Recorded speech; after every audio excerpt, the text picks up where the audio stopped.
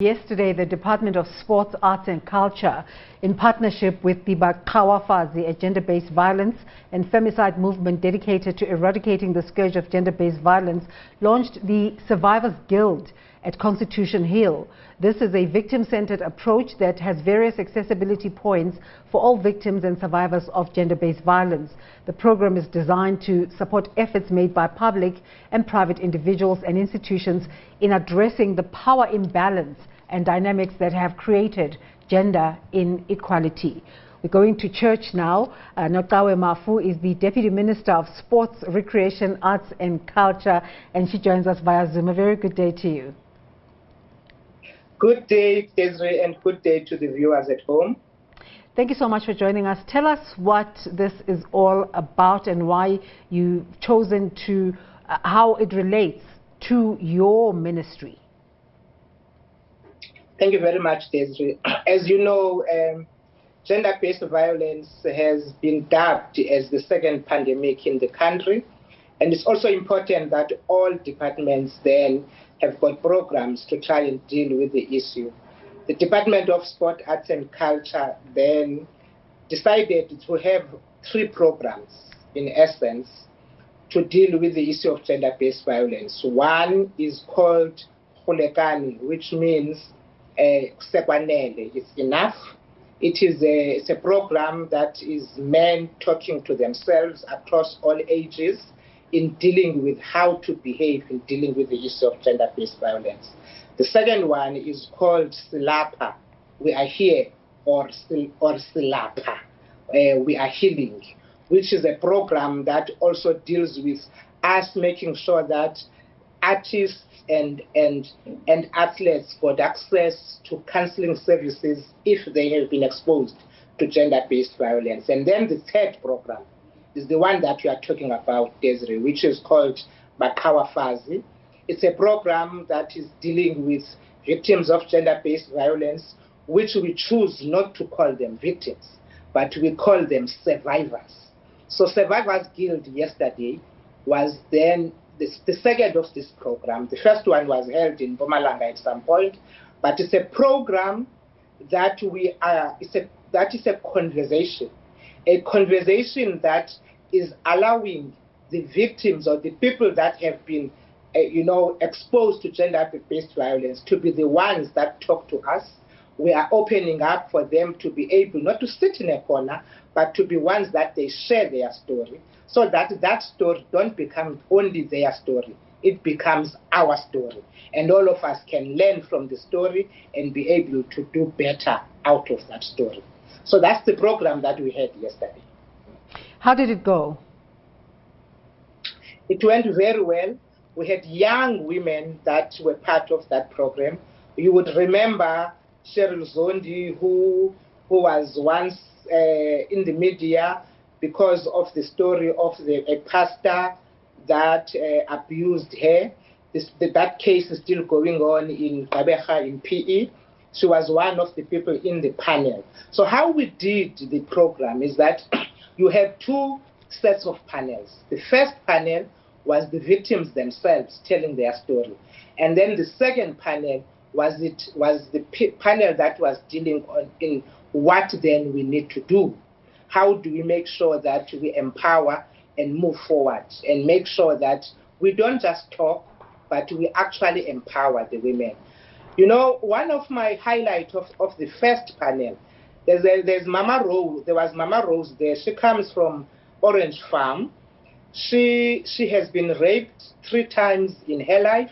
She's 72 years old, but she didn't allow the fact that she's a rape victim to sit there. She's an activist. She's a leader in her community. She was first an HIV victim, but then she became a gender-based violence victim. Now she is a victim. She's the one that is telling the community to go and vaccinate for COVID.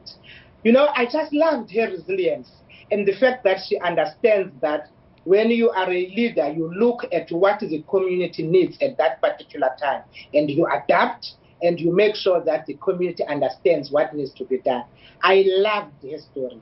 And I actually said to Mama Rose, you know, her story is a story that we need to actually make sure that people hear about it and they know that you can survive despite your circumstances.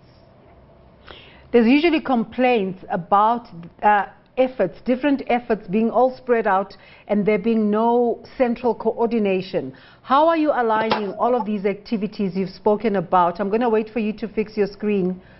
Do we still have you, Deputy Minister? Yes, I'm here. I think you're okay. You're back with us. Yes. Thank you. Thank you. I was just wondering how you've mentioned 3 programs that the department has. How are you aligning them to national strategies so that they contribute to the overall effort of ending gender-based violence? Yes, Desiree. You will remember, Desiree, that President had dubbed the gender-based violence as a second pandemic. And he had called on every department to actually put programs together to make sure that we all fight the pandemic, that it doesn't become a program of the Department of Women, Youth and People with Disabilities, that it becomes a program that every department does. And then what happens is that every month, initially it was every week, but now every month the department reports to a central structure on what each department is doing on the issue of gender-based violence, so that those programs and those efforts that you are doing becomes an overall strategy of the government. So that's what we're doing.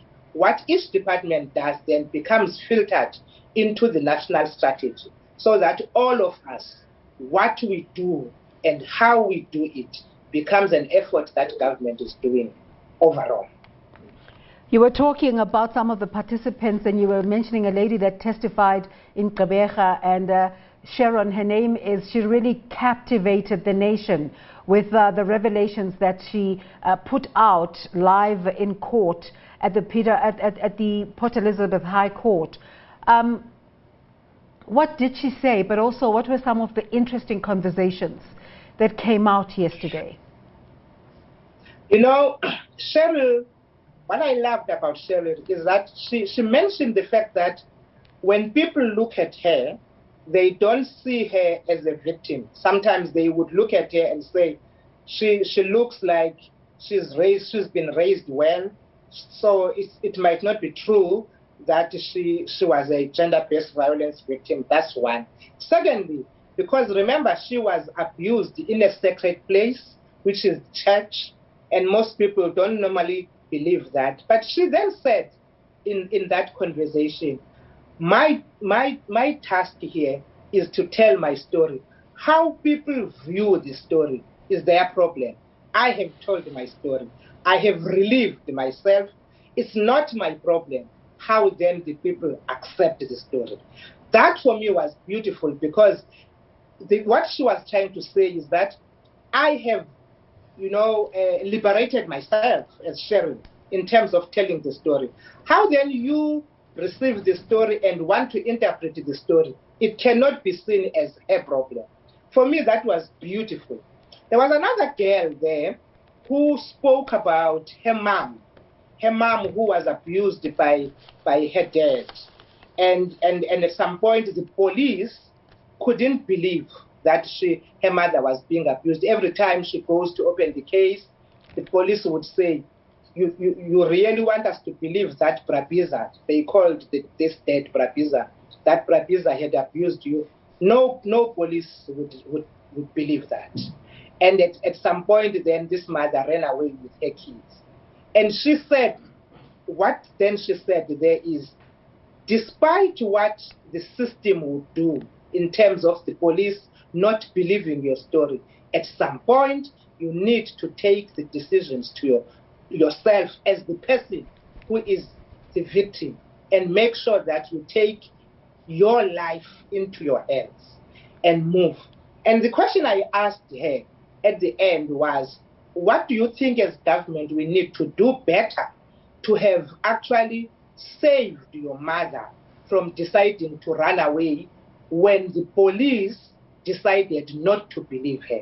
Because I think the important thing in the conversation is to be able to find a way of bridging these gaps and making sure that we don't talk same things all over again, but we move beyond the talk and actually deal with those issues that are the gaps in the fight against gender-based violence.